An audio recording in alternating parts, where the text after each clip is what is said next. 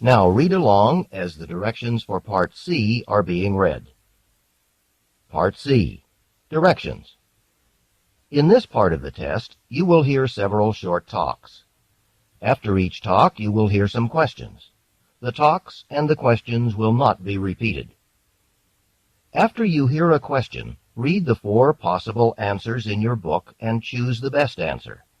Then, on your answer sheet, find the number of the question and fill in the space that corresponds to the letter of the answer you have chosen. Here is an example.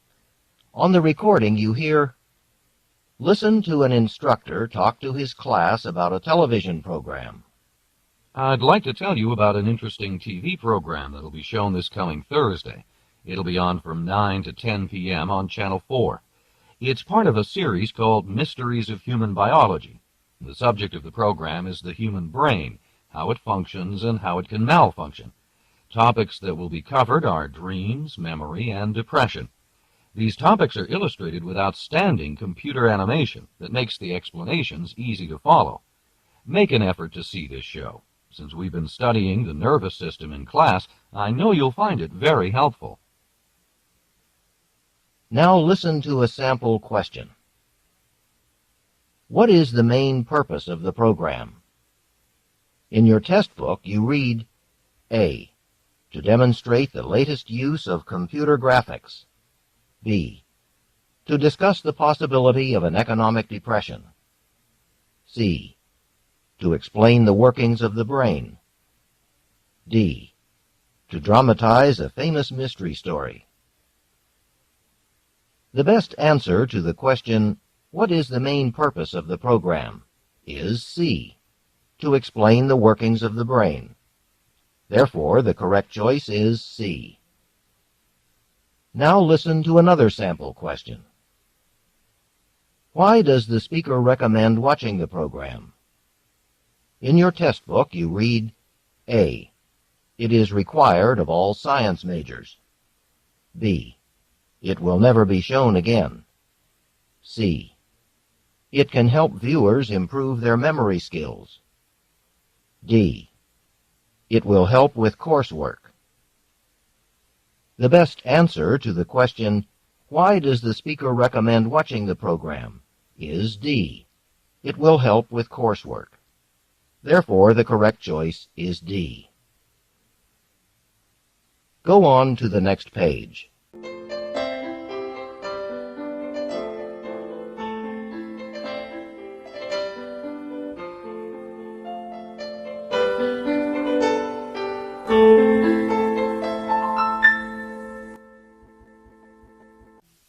Now we will begin Part C with the first talk.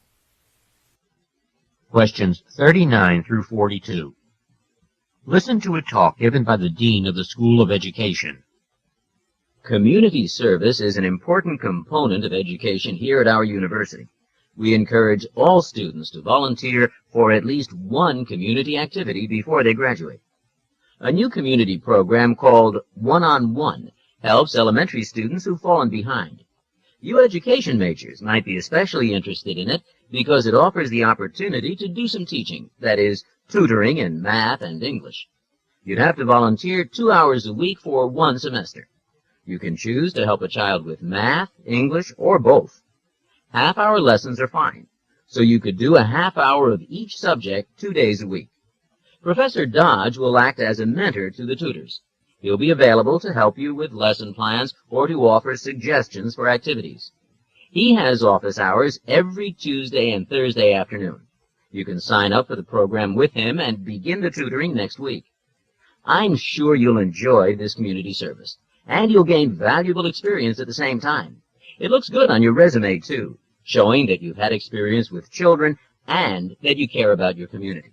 If you'd like to sign up, or if you have any questions, stop by Professor Dodge's office this week. Number 39. What is the purpose of the talk?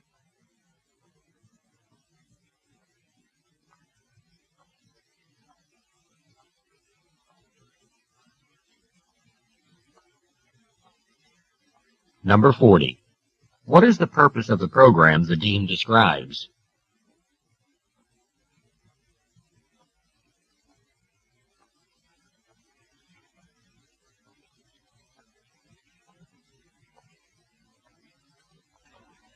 Number 41. What does Professor Dodge do?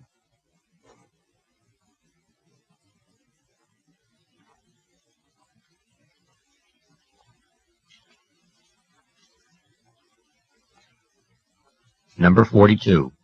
What should students interested in the tutorials do?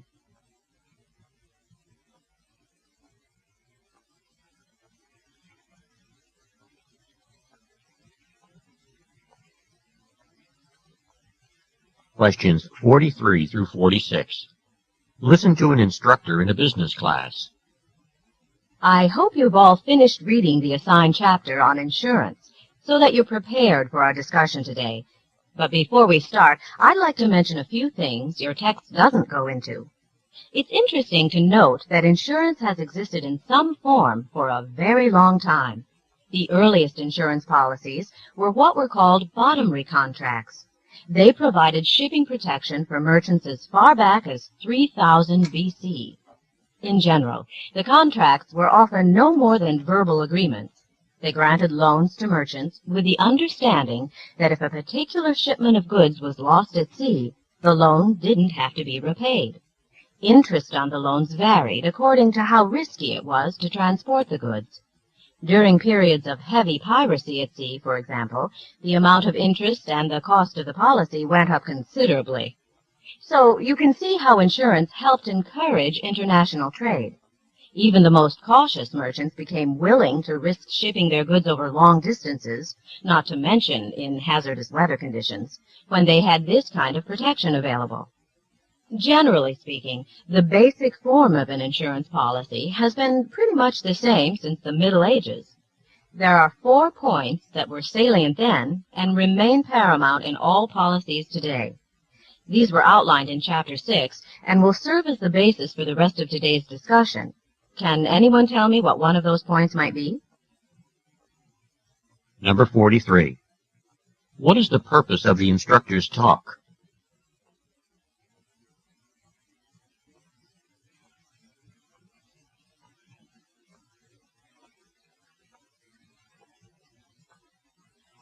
Number 44. Who were the first insurance contracts designed to protect?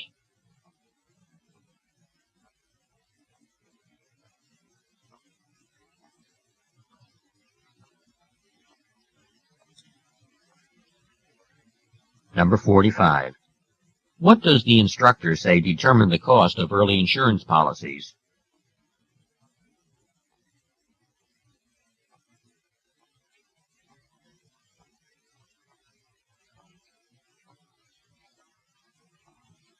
Number 46. What does the instructor say about current insurance policies?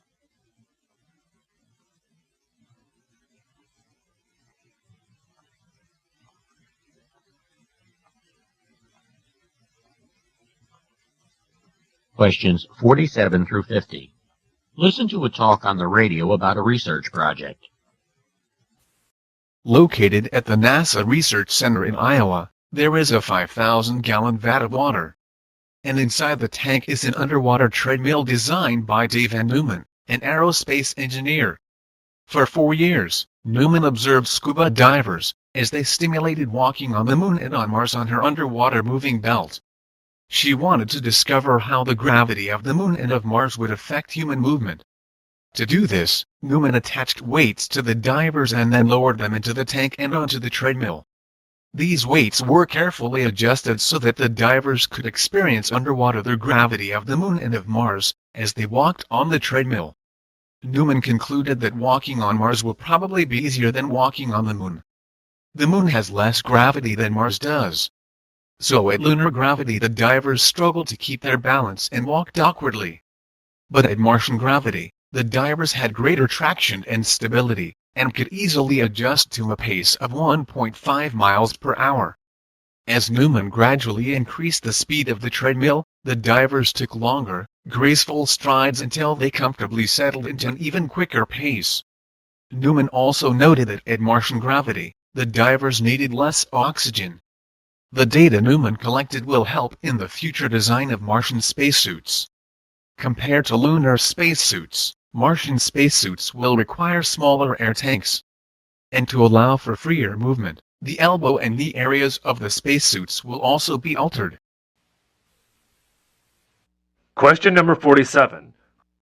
What did Newman change so that the divers could experience different gravity levels?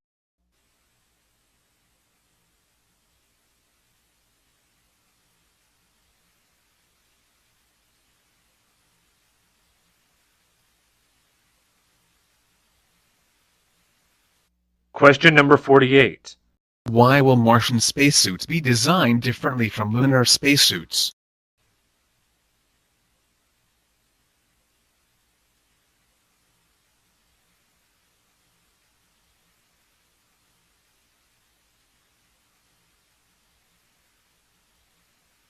Question number 49. What happened to the divers at Martian gravity when the speed of the treadmill was increased?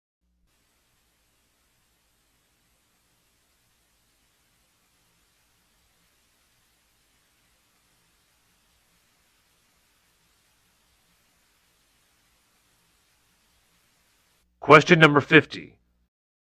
What is one way that the design of Martian spacesuits will differ from lunar spacesuits?